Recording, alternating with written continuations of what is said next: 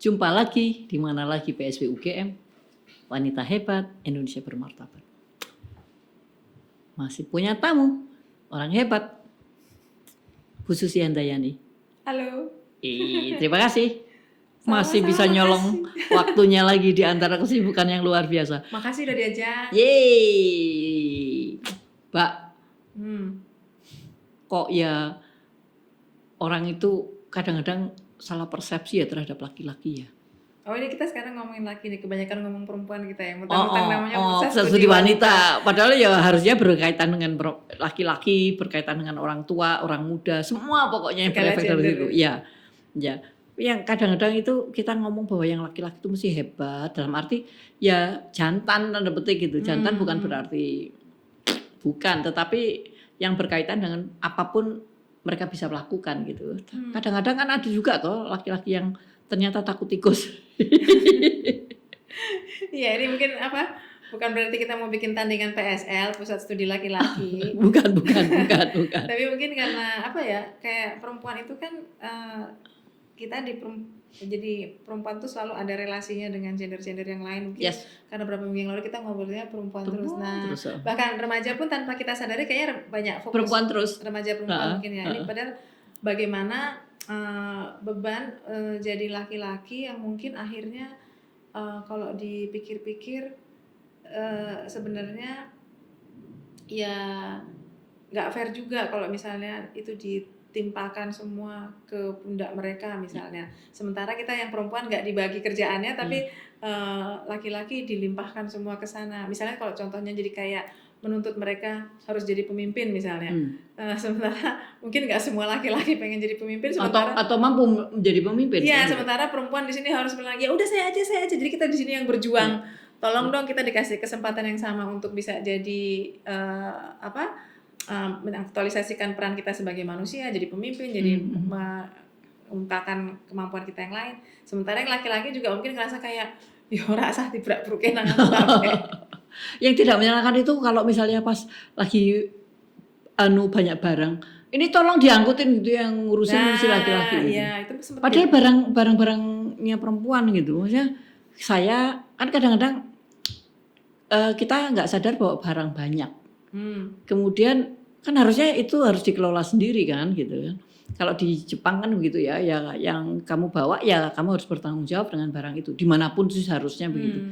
Tetapi kadang-kadang di sini orang tuh manja-manja juga gitu loh. Aku gua tolong bawain gitu. Ada tenaga ekstra yang lain gitu kan. Terus kalau panitia mesti yang laki-laki bagian angkut-angkut. Yo gitu. Padahal harusnya ya sama aja gitu. Kalau saya sih melihatnya ya laki-laki perempuan ya harus bertanggung jawab yang sama gitu kan.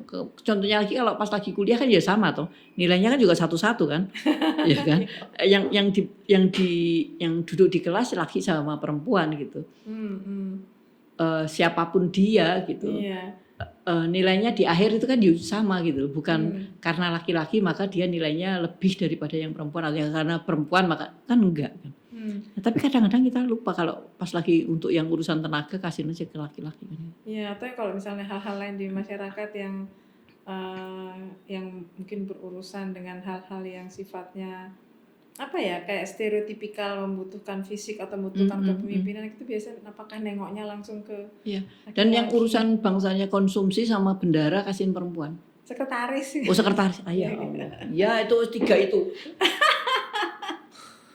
pokoknya aku juga ngerti kenapa gitu iya itu nggak tahu ya padahal mungkin kalau ekspektasi laki-laki gitu kan sebenarnya dibully juga kan laki-laki merasa terbuli oleh tuntutan masyarakat itu sebetulnya kembali lagi kalau omongan kita minggu yang lalu Mbak kalau misalnya yang soal masa depan dan segala macam apakah itu juga jangan-jangan apakah lebih berat ke laki-laki kayak konteksnya kayak kamu itu nanti akan jadi kepala keluarga gitu masa sampai hari gini belum punya pekerjaan tetap gitu apakah itu terus mau dikasih makan apa gitu kan gitu iya itu jadi apakah itu juga terbebankan ekstra ke laki-laki padahal tidak ya kalau mau ngomong tentang katanya kesetaraan gender ya dua-duanya kan gitu kita kan harus sharing gitu maksudnya betul-betul diomongkan ya komunikasi balik ke komunikasi kan sebetulnya jangan-jangan kesepakatan pasangan itu tidak disetujui oleh orang tua masing-masing Iya, gitu kan. Padahal mungkin bapaknya mau, saya nggak masalah loh tinggal di rumah jadi bapak rumah tangga iya, karena kebetulan kerjaan saya mungkin bisa WFH atau iya, WFA, iya, work from anywhere gitu iya. kan. Ya wes, anaknya tak ngomong, nanti kalau dia butuh ASI saya tak mampir kantormu Iya. gitu-gitu. Nah itu yang konsensus pribadi kan sebetulnya yang Ya, tidak bisa atau kan tidak perlu diomongin ke publik. tapi ternyata publik melihat itu Ya. sebagai yang tidak cocok dengan Mereka IOI. bukan pada si ini, dan kadang-kadang juga akhirnya goyah juga atas konsensus pribadi di antara suami istri ini atau pasangan ini kan. Iya, itu jadi kejadian bener di rekan ada staff. Jadi kita ngeliatnya lucu ya karena kompak banget mereka itu. Jadi memang suaminya kerjanya di rumah karena dia di bidang desain yang terima proyek-proyek ngedesain macam-macam yang bisa pakai komputer. Jadi dia bilang, ya udah dedek bayinya di rumah sama aku. Jadi nanti kalau siang-siang dia tuh nanti ke kantor ngambil ASI istrinya. Jadi istrinya tuh kalau break cepet-cepet mompa, pokoknya lagi tea break, coffee break atau nanti makan siang terus diambil kayak gitu kan. Nah itu tuh dia sempat cerita bahwa mereka juga sepakat nggak masalah gitu kan. Tapi ternyata kalau lebaran pulang ke kampung itu seperti kayak mereka harus kayak tampil sesuai ekspektasi. Jadi suaminya jangan sampai ngangkut jemuran lah ibaratnya kalau pulang kampung kayak gitu. Ya ibaratnya kayak gitu kan, untuk memenuhi ekspektasi bahwa lingkungannya kok, gitu ya. Kok suami kamu sebagai laki-laki kok gitu kayak gitu. Suami kamu kok cuci-cuci kayak gitu kan ya. Kok kayak kamu santai-santai di depan itu tuh yang lagi jemur-jemur tuh bantuin tuh. Salah pokoknya. Akhirnya selama lebaran pokoknya jadi tradisional banget mereka, jadi pasangan tradisional kembali ke marwah yang kocur gitu ya jadinya. Padahal ya itu tadi yang kadang-kadang kita itu selalu mengejudge orang kan gitu atas dengan persepsi kita. Padahal kan ada konsensus yang spesial di antara mereka sendiri kan. Yang itu personal gitu loh. Nah, kalau dihitung-hitung lama-lama kita juga kok ngurusin orang sih gitu loh. Iya. Mungkin karena maskulinitas itu dianggapnya kayak apa ya? Seperti kayak identitas kolektif bersama, makanya kayak laki-laki harus minta kesepakatan, persetujuan dari orang lain supaya nggak dibilang lebay lah, atau nggak dibilang kayak kok kamu yang ngerjain gitu kan, kok bukan istri kamu kayak gitu-gitu. Jadi house husband itu nggak semudah ya, nggak semudah housewife. Iya. Dan ya susah lagi karena nanti dia akan ngomong, emangnya kamu dapat duit kamu ada di rumah terus kan gitu, kamu makan gajinya si istri kan gitu tuh. Sering juga terdengar seperti itu. Padahal dia di rumah dengan dia melakukan pekerjaan work from home sama anywhere itu tadi, itu dia punya duit juga gitu. Yang maksudnya dia ngomongin aku gajiku segini ini loh, saya terima gaji kan, bukan begitu. Bahkan mungkin kalau yang tidak kerja pun ya nggak apa-apa toh sebetulnya. Iya, dan perkawinannya langgeng kan, soalnya ada yang suka ngomong kayak gini, Mbak, apa bahagia toh kamu kalau suami kamu pengangguran? Males banget ya sih. Ada juga ya. Iya, dan Susi dengar sendiri, dan itu kayak dan kita ngerasa kayak lah kita harus buktiin gimana ke kamu kalau bahagia apa kalau kagak orang itu baik-baik saja yang kamu komentarin kayak gitu, dan itu kan berat kalau datang dari keluarga. Harus jelasin pakai toa. Terus lama-lama suwi lah kok kenapa jentreng-jentreng urusan pribadi dibawa-bawa keluar kayak gitu kan, kayak seperti itu karena hobinya ngejulitin keluarga lain. Karena mentang-mentang masih keluarga. Lagi-lagi nih sesama keluarga ngebully anggota keluarga yang lain. Dan itu dia katanya disahkan ya, boleh gitu ya, padahal ya enggak juga ya. Ya itu tadi bagaimana itu bisa ya kita saling belajar kan, bagaimana kita membuka hati, membuka telinga itu tadi kan sebetulnya yang susah. Ya, nggak tahu deh, kebayangin kalau misalnya pertemuan keluarga besar, pertemuan terakhir gitu, nggak tahu deh apakah yang laki-laki nih ngerasa kayak ini bentar lagi bakal ditanyain kerjaanku juga. Aduh, bentar lagi. Emang kali ya. Terus dia keluar dari situ terus kompensasinya merokok gitu ya. Terus kalau sudah merokok gitu dimintain orang lain, jangan, ini rokokku, ya aku sudah dijatah segini oleh istriku. Wah, ribut lagi. Enggak guyon. Jelas rokok itu kan di kita sebagai sesuatu hal yang sosial ya gitu. Mungkin antara laki-laki ya, jadi Antara kayak sesuatu yang apa ya, kayak udah kalau ngerokok bareng itu mungkin nggak tahu deh cowok-cowoknya mungkin yang di sini, halo, yang di belakang kamera.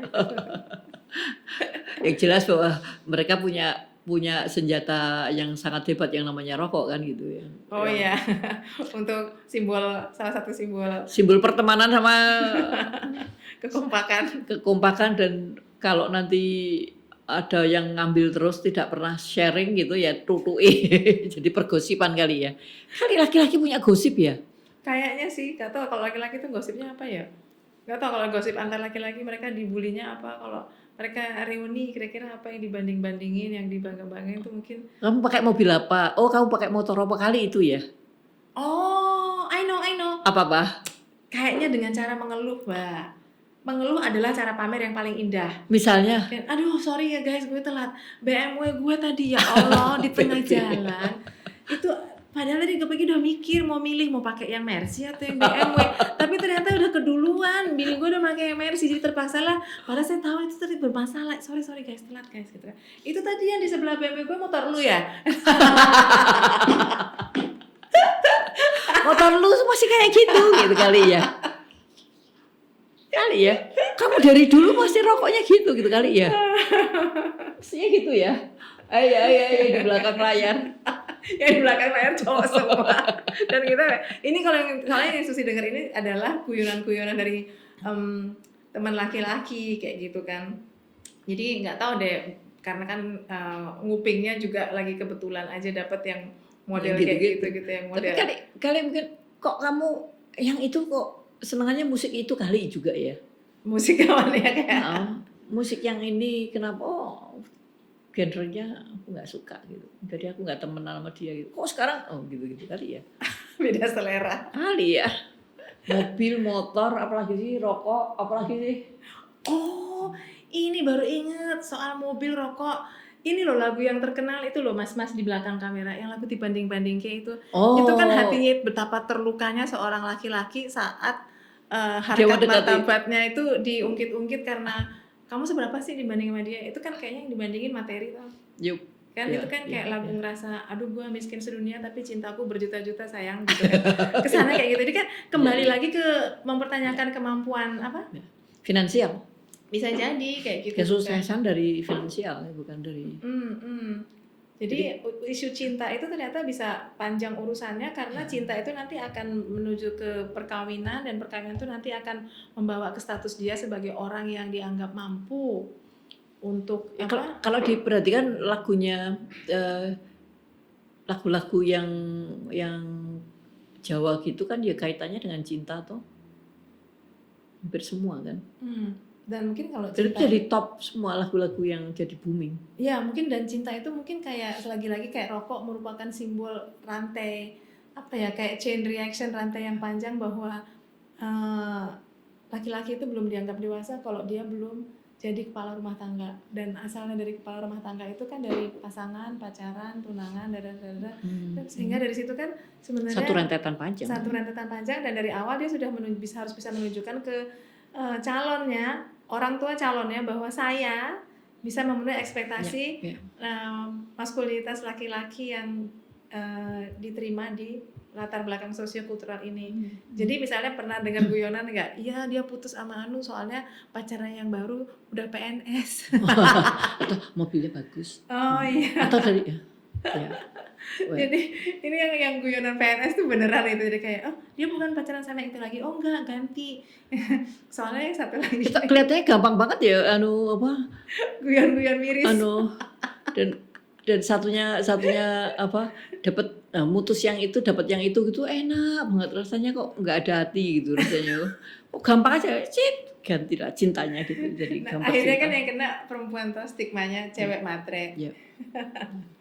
Padahal kan boleh loh. Lo iyalah. Matre kalau duitnya sendiri nggak apa-apa Mbak. Ya tapi kalau nanti kalau dia menikah kemudian terus itu juga duitku kok.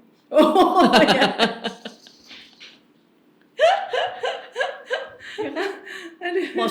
Mosok malah berkurang duitku. Yeay. Wah, no comment ya gitu. No comment gitu ya. Nggak tahu dong ya susah mikir begitu. Tapi yang jelas bahwa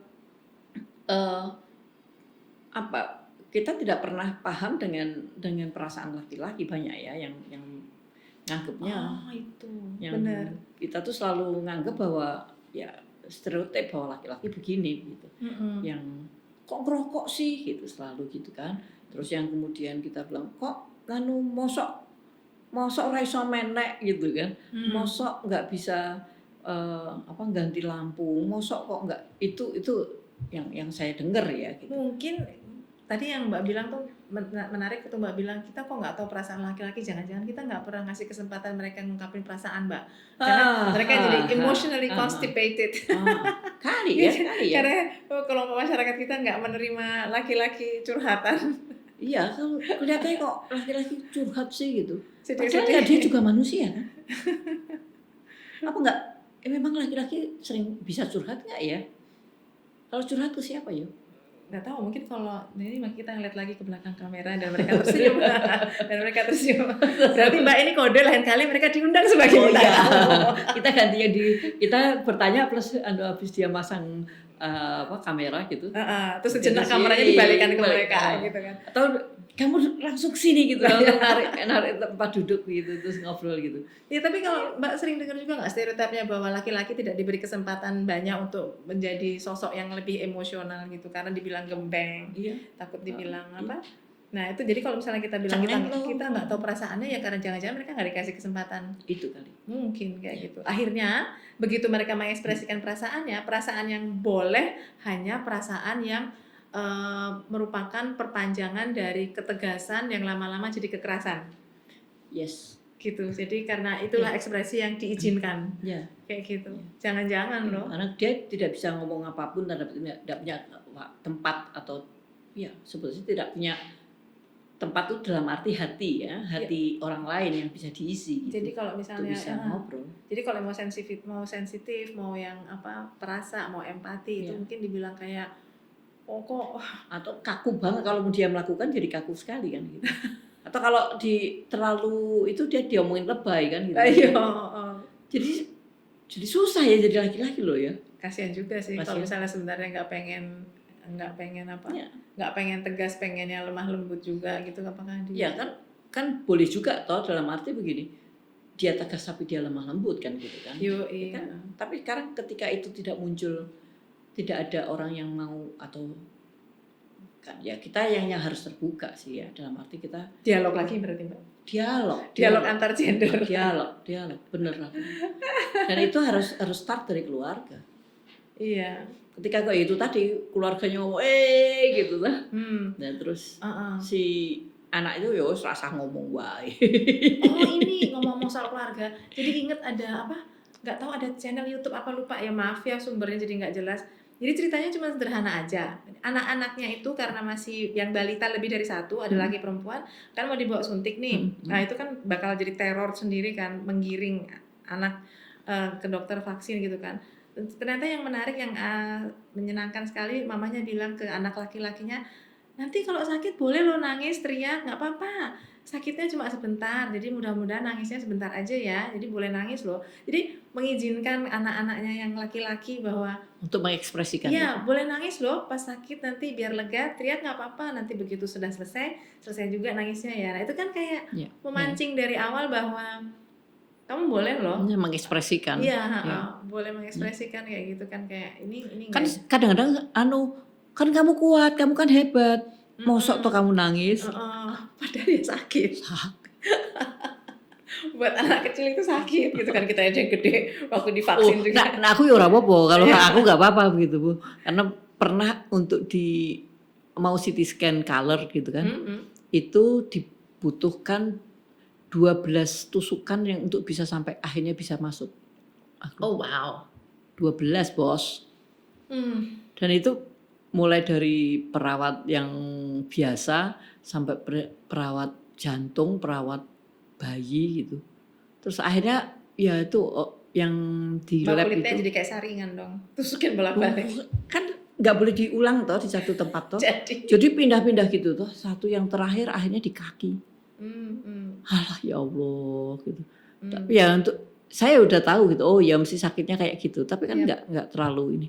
Cuman ya jadi nggak teriak. Tapi ya satu hal yang luar biasa ketika seseorang bilang, oke kamu boleh loh gitu, kamu boleh teriak. Tapi kalau anu kan ketika teriak semua orang nengok gitu, rasanya lu ngapain sih gitu lah. Jadi balik sekarang ke orang sih ya, bagaimana kita menerima itu sebetulnya. Jadi biarkan orang itu melakukan ekspresi apapun gitu. Ya kalau yang satunya terganggu ya cepet-cepet diem dong gitu loh. Jangan terus mengganggunya gitu loh. Nggak dibully karena kamu kok cengeng sih gitu kan, kalau kamu udah gede kok takut disuntik sih kayak gitu. Iya ini mungkin juga kalau kebawa sampai gede mungkin. Jadi KDRT muncul. Bisa jadi mungkin karena tidak ada range yang lebar untuk mengartikulasikan perasaannya, mulai dari yang lembut atau malah terlalu lebar. Terlalu lebar. Sehingga dia ya udah menghindar. Maksudnya lebar itu kayak perasaan itu bisa disampaikan dengan berbagai cara, mau bilang bahwa saya nggak nyaman atau misalnya sambil nangis juga bisa gitu kan, supaya nanti itu tidak jadi sesuatu yang menimbun emosi terlalu banyak dan kemudian jadi kemana-mana. Muncul kemana-mana. Iya kayak gitu. Yang jelas bahwa mereka juga manusia. Itu yang harus, dan dia juga tidak memilih mau jadi laki atau perempuan kan gitu. Itu kan yang harus kita sadari. Jadi perasaan mereka ya kemungkinan sama dengan kita, cuman ya misalnya ini kan sama kayak misalnya laki-laki lahir selamat ya kamu bakal jadi pemimpin, aduh padahal aku mau jadi anak buah wae loh. Itu kayak tapi kan nggak ada pilihan. Misalnya masyarakat yang mengatakan makanya kedewasaan laki-laki kan sering dianggap bermula setelah dia menikah, karena itulah bukti dia jadi kepala keluarga, itu kan bukti kepemimpinan dia yang hakiki di lingkaran sosial yang paling kecil, keluarga kata dia gitu. Makanya apakah itu menjelaskan kenapa kalau ada orang nyalon masih single gimana mau mimpin daerah ini loh, udah mimpin keluarga lo sendiri nggak bisa gitu misalnya. Kayak gitu, jadi harus dituntut jadi bapak dulu baru pimpin keluarga, baru pimpin yang lain. Yang jelas bahwa keterbukaan kita juga menjadi sesuatu hal yang luar biasa yang kita harus lakukan. Kita harus menerima ada makhluk lain lah gitu ya. Laki-laki itu macam-macam. Iya. Dan sama dengan perempuan kan gitu. Itu yang kita harus mulai sadari gitu. Dan mereka juga bisa kok bergosip kan gitu. Iya kan? Dia juga boleh kok bergosip gitu. Yang kali ngomong si orang itu kalau selalu minta rokok terus kali gitu ya. Kali mungkin gitu ya. Kalau laki-laki bergosip katanya diskusi, giliran perempuan yang gosip kita jatuhnya gibah. Jadi pasti salah lagi gitu ya. Lagi-lagi yang perempuan gitu. Padahal ya kali itu ya rokok ya yang menjadi sesuatu hal utama untuk mereka ya. Jadi rokok lambang persaudaraan. Lambang persaudaraan kali. Malah ngeliatnya yang itu kayak berbagai konflik sosial yang ada di masyarakat kita itu kalau dilihat-lihat laki-laki semua loh. Misalnya? Ya konflik-konflik apa-apa itu macam-macam, kebanyakan urusannya pasti kayak gambar-gambar yang diekspos itu urusannya pasti laki-laki gitu, kayak penyebabnya apa ya? Sorry, enggak. Mungkin yang saling berkonflik juga gitu. Karena mungkin apakah mereka sedang memperebutkan tahta siapa yang akan jadi pemimpin di daerah ini gitu. Iya, kali. Dan perempuan akan jatuh sebagai korbannya. Itu juga. Kalau misalnya kita lihat misalnya kayak tawuran kayak gitu. Iya. Nggak ada ratu jalanan ya. Artinya adanya raja jalanan. Terus tawuran warga itu juga lagi semua yang turun kayak. Iya. Padahal pada kenyataannya kalau saya memperhatikan bismania gitu, busmania, itu kan sangat ngikuti itu driver yang putri-putri itu kan. Wah, bis gede-gede gitu. Oh iya toh. Ih, mantap. Aku ngikutin soalnya gitu. Oh, itu mereka perempuan. Ya, dengan bis yang gede gitu. Dan jarak jauh, dan kalau dia di tol juga jalannya juga ngebut juga gitu. Nah, itu yang kadang-kadang menjadi persoalan gitu. Bukan persoalan ya, tapi ditanya-tanya gimana bisa, kapan kamu mulai melakukan itu gitu. Jadi ada yang karena bapaknya juga driver gitu ya, atau kalau enggak itu yang pernah keluarganya punya mobil angkutan misalnya begitu, terus ya itu terus. Apakah kita nganggap itu kayak seperti sikap yang tertukar ya? Jadi kalau tubuh perempuan harus didekatkan dengan femininitas, sementara kalau tubuh laki-laki harus didekatkan dengan maskulinitas. Jadi kalau ada orang yang punya dua-duanya atau yang bertukar atau mungkin komposisinya tidak sesuai dengan yang diharapkan, apakah akan dibilang tadi yang tomboy lah, atau laki-laki nanti akan jatuhnya dibilang melambai lah gitu. Ya, itu kali. Karena tidak memenuhi standarnya orang. Bahwa kalau tubuh yang seperti itu, tubuh perempuan harusnya ya feminin, nanti kalau yang tubuhnya laki-laki yang harus maskulin gitu. Jadi sangat kompleks kalau kita melihat seperti itu ya, karena kita melihatnya satunya punya satu ketetapan tertentu, satu sisi publik mempunyai satu persepsi tersendiri kan itu. Jadi pada saat laki-laki ingin mengekspresikan kelembutannya, femininitasnya, salah juga kalau kebanyakan. Perempuan juga kalau mau mengekspresikan kemaskulinannya, nanti kamu tuh jangan terlalu maco gitu, nanti laki-laki nggak ada yang mau sama, susah lagi. Omongan klise lagi kayak gitu. Jadi what should we do? Harus berbuat apa? Mari kita pikir bersama. Oke, dan jumpa lagi di mana lagi PSB UGM, wanita hebat, Indonesia bermartabat. Salam, bye-bye.